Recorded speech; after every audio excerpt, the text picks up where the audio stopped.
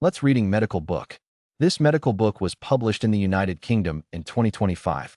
The title of the book is Reversion of Disease and Aging, Healthy Medicine. Chapter 2.2, titled Heart Conditioning. Hello everyone.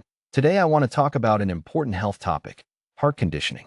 Did you know that if the blood vessels of the heart become blocked, the heart can become oxygen deprived, and in severe cases, this can cause damage leading to a myocardial infarction? Interestingly, brief and mild shortages of oxygen to the heart can activate protective mechanisms, making the heart stronger and more resilient. This is heart conditioning. There are two possible outcomes of heart ischemia or myocardial ischemia. 1. Mild and brief myocardial ischemia. The heart adjusts itself and activates a compensation mechanism to help maintain normal function. 2. Severe and prolonged myocardial ischemia. The heart becomes injured and enters a dysfunction mechanism, causing its function to gradually decline. The heart's compensation mechanism. When the heart experiences short-term myocardial ischemia, it does several things. Faster heartbeat and stronger contractions help blood circulation. The heart muscle thickens slightly to reduce stress and maintain output. It releases chemicals like nitric oxide, which help blood vessels relax. These reactions are like the heart putting on armor to protect itself. How the heart can be affected. But if the heart doesn't get enough oxygen for too long or too severely, harmful changes can occur. The heart chambers become enlarged.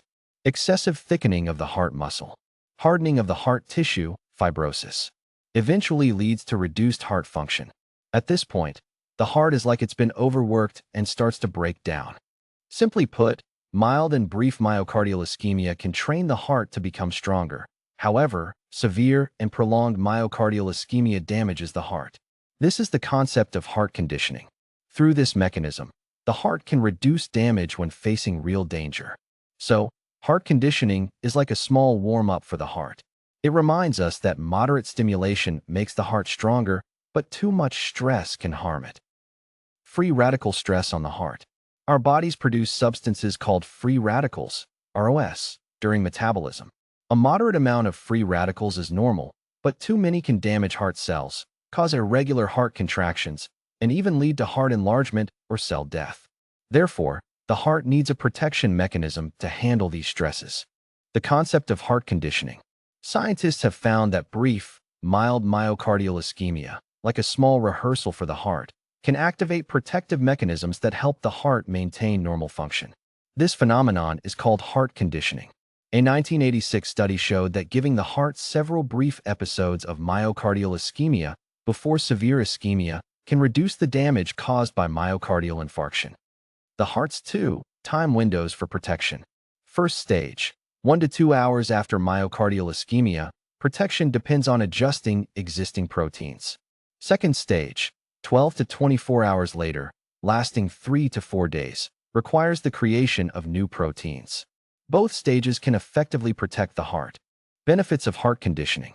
This method has been proven effective in animal studies and clinical trials and can reduce heart contraction dysfunction, lower the risk of arrhythmias, reduces heart cell death, lessens the damage caused by myocardial infarction.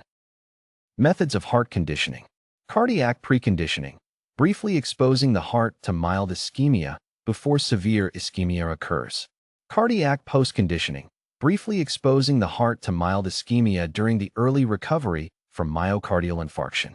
Indirect cardiac conditioning, protecting the heart by briefly restricting blood flow in other organs, such as the arms or legs. This is remote ischemic conditioning, also called RIC. Summary. Simply put, heart conditioning means allowing the heart to face a small challenge first, so that it can better resist a major crisis later. This is a natural protective mechanism and a heart protection method currently used in medicine.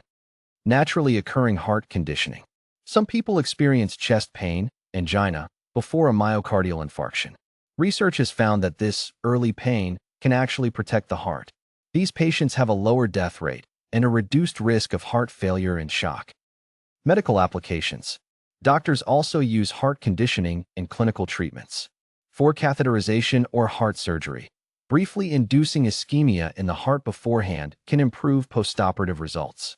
For patients recovering from myocardial infarction, Performing cardiac post-conditioning early on can reduce the extent of heart damage. Indirect cardiac conditioning. This is remote ischemic conditioning, also called RIC. It doesn't necessarily require directly stimulating the heart. For example, repeatedly inflating and deflating a blood pressure monitor on the arm or leg for 5 minutes each time can also activate protective mechanisms. This method can reduce damage to the heart and brain blood vessels in patients undergoing heart catheterization or heart surgery, and can even lessen the severity of strokes. Medications that mimic heart conditioning. Scientists are also exploring medications to mimic heart conditioning, such as adenosine, nicorandil, and erythropoietin. However, the results are not ideal. It is currently believed that true heart conditioning is more effective than medication. Summary. Simply put, heart conditioning means allowing the heart to face a small challenge first, so that it can better resist a major crisis later. This is not only effective in animal experiments, but also naturally occurs in humans. It has even been used by doctors during surgeries and treatments. In the future, this may become an important method for protecting the heart. Methods of heart conditioning. Indirect cardiac conditioning. Without touching the heart directly, repeatedly inflating and deflating a blood pressure monitor cuff on the arm or leg can activate the heart's protective mechanisms. Exercise. Regular exercise is a natural way to protect your heart.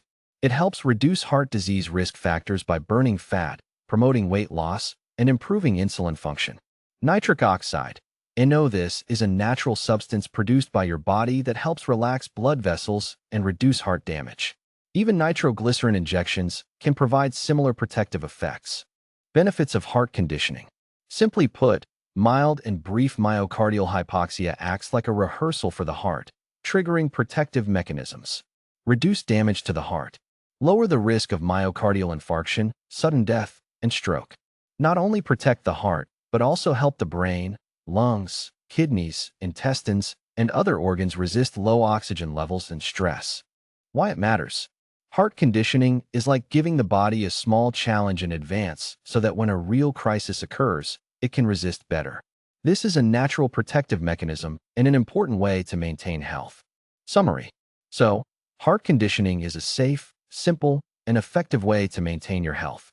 It can be achieved through exercise, using the RIC blood pressure monitor, or even through your body's natural responses. That's the power of heart conditioning. Practical tools.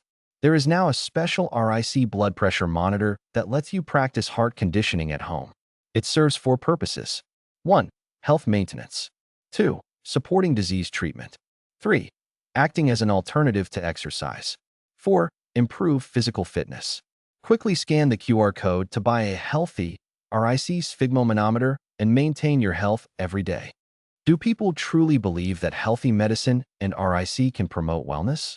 Hurry and purchase a healthy RIC sphygmomanometer to enhance your health every day. Don't forget to scan the QR code. Thank you all for watching. I am Dr. Andrew Shu Lee. Until next time.